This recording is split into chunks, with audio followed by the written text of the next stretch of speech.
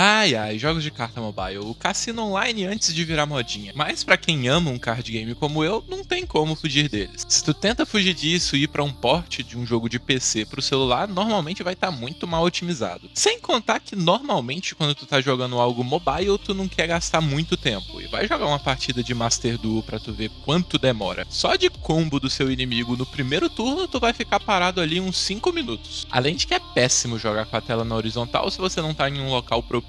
Então, pensando nisso, eu testei todos os card games mobiles mais famosos pra te dizer qual deles é o melhor pra você perder seu tempo.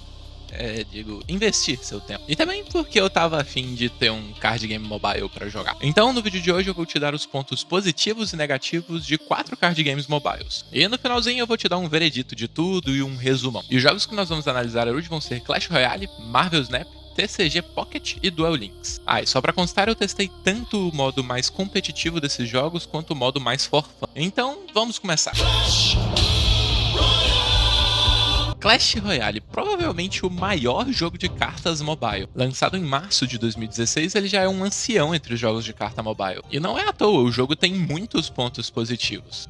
A começar pela gameplay, que é a mais diferente dentre todos os jogos de cartas. Se eu não me engano, teve um aí até que tentou copiar, mas não deu muito certo não. Aqui não existem turnos, é um jogo de cartas em tempo real. Você monta o seu deck, vai pra batalha e solta os monstros na arena. E o seu objetivo é fazer com que esses monstros andem até o campo do inimigo e destruam as torres dele. Vai ter 2 torres da princesa e uma torre do rei. O que pode parecer mais simples do que outros jogos de carta, onde você tem que decorar combos enormes, linhas e mais linhas de efeitos e saber a hora perfeita de usar aquela negação contra o monstro do seu oponente na hora perfeita para poder travar o combo dele de uma forma que ele não consiga mais voltar e mais 1 milhão de coisas. E sim, nesse aspecto ele é muito mais simples do que a maioria dos card games, mas mesmo na sua simplicidade ele se faz complexo. O recurso principal do jogo é o Elixir, e ele carrega vagarosamente. E aí tá o primeiro ponto de complexidade. O seu Elixir e o do seu oponente carregam igualmente, então você tem que disputar com ele sempre quem usa melhor o Elixir, com cada carta tendo o seu custo e as suas peculiaridades. E são nessas peculiaridades que se dá o segundo nível de complexidade desse jogo. Cada carta vai ter a sua função, seus pontos de vida, seus pontos de ataque, suas habilidades em específico. Por exemplo, o gigante ele ataca muito lento, dá um dano razoável, mas ele tem HP pra caramba e ele ignora tropas, ele só vai em construções. O que faz com que ele seja um tanque perfeito, mas o tanque perfeito necessita de um DPS. E aí você tem várias opções dentro do jogo. Você pode pegar uma mosqueteira, que vai atirar rápido, mas é de alvo único. Ou o mago, que ele atira um pouco mais devagar, só que bate em área. Ou você também pode ir pra carta, que é a mais utilizada com GG ultimamente, o Spark. Ele vai dar muito dano em área, só que ele demora para carregar e o carregamento dele pode ser cancelado por cartas elétricas. E aí também entram as peculiaridades da defesa. Se você tá de GG Mago, muitas tropas com DPS alto não é uma boa escolha, o Mago vai limpar elas. Já um Pecão, que tem muito HP e muito dano bruto, já limpa bem o GG e o Mago. E por aí vai. E aí para você montar seu deck, você tem que levar em consideração o que tem sido mais usado no seu elo, você tem que pensar nas fraquezas do seu deck para colocar outras cartas que supram isso. E aí que tá a magia desse jogo. É um jogo extremamente intuitivo, mas também é muito complexo. Sem contar o posicionamento na arena também, que é algo que quanto maior o nível, melhor vai ficando o posicionamento das cartas e mais complexo e mais difícil de se atacar e de se defender fica. Então, no quesito gameplay, esse jogo é basicamente perfeito. Ele consegue ter uma simplicidade muito grande para quem é iniciante e ao mesmo tempo que vai ficando cada vez mais complexo. Você vai querendo tirar cada vez mais das cartas enquanto você sobe de elo. Mas o que foi um ponto positivo para mim pode ser um negativo para você caso você esteja querendo um jogo de cartas mais clássico. E aqui também vale ressaltar os modos alternativos. Você sempre vai ter a sua ranqueada e o seu modo clássico para jogar, mas quase que semanalmente eles colocam ali um modo alternativo e normalmente são muito divertidos. Coloca para você usar X carta no seu deck que não é muito usada, ou se não tem um modo que você escolhe entre 2 cartas e uma vai pro seu oponente e a outra vai pra você, então você monta uma parte do deck do seu oponente. Tem os modos com Elixir aumentado, assim, tem muita coisa que serve pra renovar o jogo. Fica sempre divertido jogar porque sempre tem coisa nova. Não necessariamente coisas novas, né? Coisas temporárias, coisas que ficam por certos períodos. O carisma, a personalidade desses bonecos é algo que foi muito bem trabalhado. E nesse quesito eles trabalharam muito bem em 2 frentes. A primeira é a midiática, tem desenho de Clash Clash Royale, todos os campeões novos têm uma animação, costuma também colocar várias coisas temáticas dentro do jogo, ícone, bandeira e etc. E a segunda é a própria gameplay. Cada boneco tem a sua característica muito específica. Mesmo que seja da mesma família, por exemplo, a bruxa e a bruxa-mãe, eles vão ter uma certa semelhança estética, na gameplay vai ter algo em comum, né? No caso das duas é invocar bichos, mas para por aí. A bruxa dá dano em área, a bruxa-mãe dá dano em um alvo só, a bruxa invoca esqueletos do nada, a bruxa-mãe você tem que matar o bicho que ela tá batendo pra aí ela invocar um porquinho. Então já deu pra entender, tudo nesse jogo é muito único, muito específico, com as suas características muito bem delimitadas. E isso é muito bom, faz você se apegar aos personagens. Eu mesmo adoro a Peck. Não usei muito na minha última gameplay porque ela tá uma merda, mas eu gosto muito dela. Aqui a gente vai entrar numa área que é um pouco mais de gosto pessoal, mas eu creio que todo mundo concorde com isso. O jogo mobile é mestre em criar 1 milhão de missões, 1 milhão de sistemas e coisas complexas, e tem texto pra cacete, e 10 eventos com moedas diferentes funcionando ao mesmo tempo, e meu Deus do céu, muita coisa. Clash Royale não, apesar deles trocarem os eventos com a frequência alta, sempre tem um evento vigente e é aquilo ali, você vai focar naquele evento. E isso vale pra todos os outros sistemas desse jogo, sempre é bem claro, bem objetivo, você vai fazer isso aqui, nós vamos ter isso por este período, o que pra mim é um puta acerto. Mas nem tudo são flores. Nesse jogo, tudo que você vai fazer é muito demorado. E isso vale principalmente pra upar carta e subir de elo. Nesse jogo é muito demorado. E não é demorado assim, 1 mês, 2 meses, 3, 4. Não, é papo de, sei lá, se tu quer chegar no elo máximo, vai ser bem 1 ano pra mais. E isso vale pra qualquer um, mesmo que você seja pro player no jogo. Trazendo isso pra números, pra ficar mais visível, cada vitória te dá cerca de 30 troféus. E você precisa de 15 mil pra chegar no elo máximo. Ou seja, se você não perdesse nenhuma partida, você precisaria de pelo menos 500 vitórias em sequência pra chegar no elo máximo. Eu joguei por uns 2 meses, eu cheguei a ter 75% de vitória, e eu não consegui chegar nos 6 mil troféus. Cheguei a pegar uns 5.500 mais ou menos, ou seja, eu teria que fazer 3 vezes esse esforço pra chegar no elo máximo. E quando se trata de upar as cartas, então, cara, você vai ter muito trabalho. Pra você conseguir visualizar, eu com 2 meses de jogo coloquei as minhas cartas em média no nível 11. O nível máximo é 16, o que não parece tão ruim. Mas tem 2 detalhes aí. O primeiro é que eu coloquei apenas as cartas do meu deck principal no nível médio 11. As outras estavam em média no nível 8, nível 9, ou seja, se por acaso eu precisasse trocar de deck, porque sei lá, nerfaram o meu, eu me fudi. E o outro detalhe é que a cada nível que você upa, você precisa do dobro de cartas que você conseguiu em todo o período anterior até aquele nível para poder upar pro próximo. Ou seja, muita coisa. Assim, tem gente que joga há anos e não tem o deck inteiro no nível máximo. Mas, em relação a isso, tem uma forma de adiantar as coisas. O jogo é pesadamente monetizado. Assim, não é completamente pay to win, porque só pagar não te resolve. Você ainda vai ter que grindar pra cacete pra pegar elo máximo. Mas maximizar as suas cartas definitivamente vai fazer chegar no elo máximo ser muito mais fácil. E o jogo também tem um sistema de temporadas. Normalmente você só vai conseguir a evolução mais atual, que coincidentemente também é a mais roubada, caso você pague o passe, que é R$ 76 por mês. Agora, na verdade, não é mais evolução, né? São os heróis. Inventaram outro tier de carta pra ganhar mais dinheiro. E basicamente esse é o ciclo. Eles ficam lançando coisas novas extremamente quebradas e que você só consegue se você pagar a mensalidade dele. E o jogo também sofre de mais uma coisinha.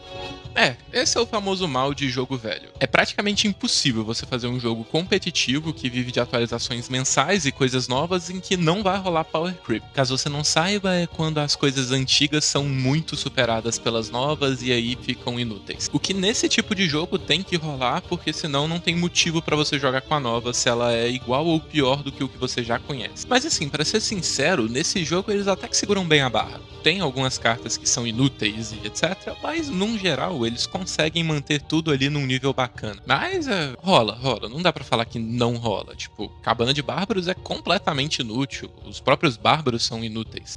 Se for pra resumir, eu diria que esse daqui é o melhor jogo de cartas mobile se você quer um jogo de cartas diferentinho. Ele é extremamente intuitivo, é fácil de você ingressar, é bem carismático, é divertido, mas também tem seus problemas, né? Ele tem uma progressão extremamente lenta, ele é fortemente monetizado, mas também não é como se fossem características incomuns nos seus concorrentes e vale a pena, vale a pena. Se você quer algo diferente, Clash Royale é a melhor opção.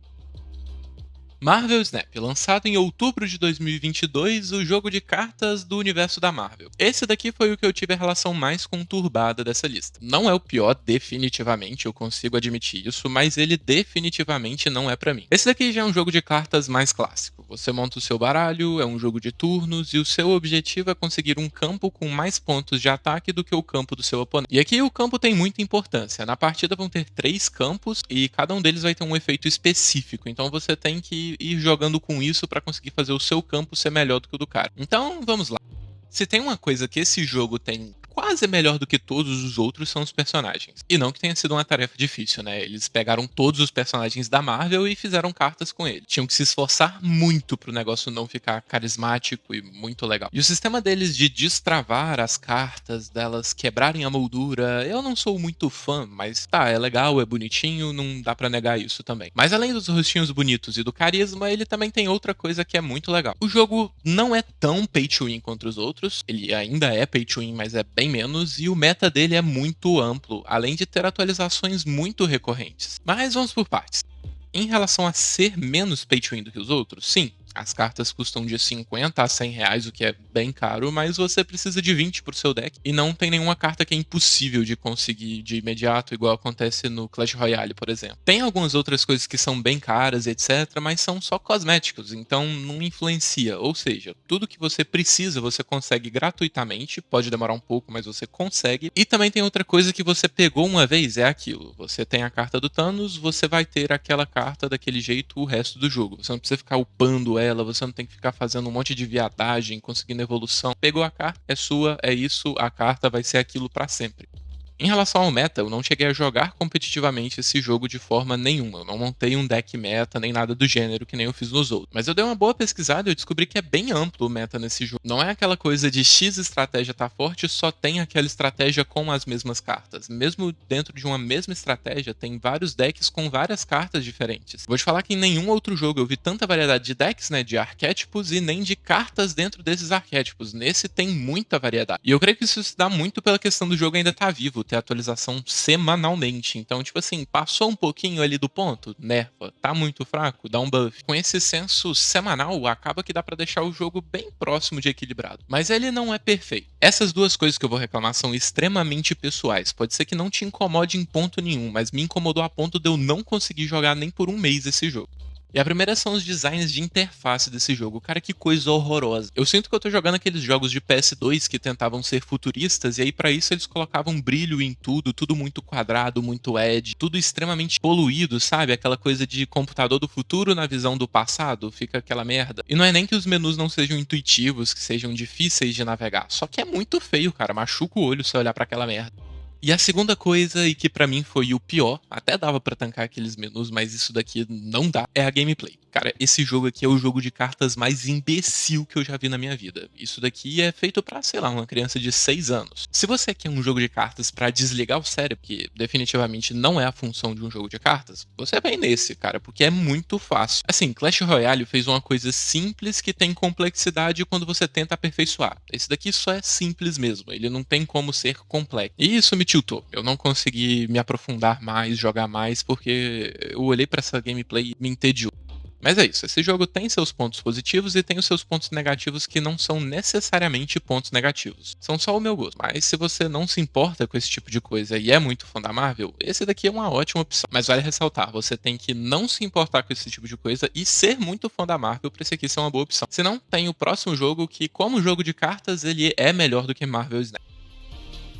Pokémon TCG Pocket. Esse daqui é o caçula dos jogos de carta mobile. Lançou ali no finalzinho de 2024, né, em outubro, e ele é o clássico do jogo de carta. Você joga o seu monstro, o seu oponente joga o monstro dele e vocês vão batalhar pra ver qual que é o melhor monstro. Matou um monstro do inimigo, você ganha um ponto. Com 3 pontos, você ganha a partida. E esse jogo tem alguns pontos positivos que nenhum dos outros consegue ter. Pelo menos não da forma que esse daqui tem.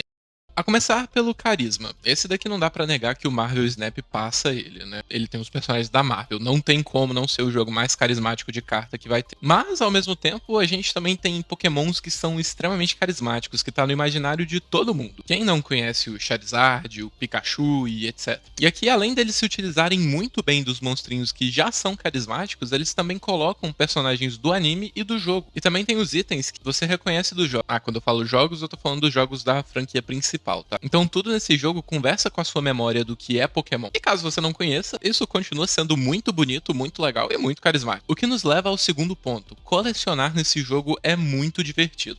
E isso aqui vai se dar principalmente por conta de duas coisas. As artes desse jogo são muito bonitas, são muito bem feitas. E cada Pokémon especial tem várias artes. Até às vezes os Pokémons bundinha têm umas artes diferenciadas muito legais. E aí, mesmo que não mude nada, o mesmo ataque, ele tem uma arte muito legal, alternativa, então é legal tu colecionar, tu ter todas. E a forma que eles expõem isso também faz com que seja muito prazeroso você ter todas. E cada pacote tem meio que um álbum de figurinhas. E aí, quando você consegue todas as artes, você completa esse álbum de figurinha. O que é muito legal, é muito prazeroso. Mais jogos de carta mobile deveriam fazer isso. E outra coisa que deixa muito gostoso colecionar é que o modo de abrir pacotinha desse jogo é o melhor dentre todos os jogos de carta mobile. Quando você vai abrir um pacotinho só, ele te deixa escolher entre vários. Já é um diferencial, já é algo legal. Tem também a questão de você abrir o pacotinho, você passa o dedo pra abrir, você pode ter uma prévia de qual que é a última carta, que normalmente é a carta mais rara. Tu não vê a carta em si, mas você consegue dar uma olhadinha na borda e saber se vai vir algo bom ou não. E também tem uma coisa que é especial desse jogo, que você não precisa estar jogando pra ganhar recurso. Óbvio, né? Se você fizer certas coisas, eles te dão mais recurso, mas eles não te obrigam a jogar o PVP nem nada.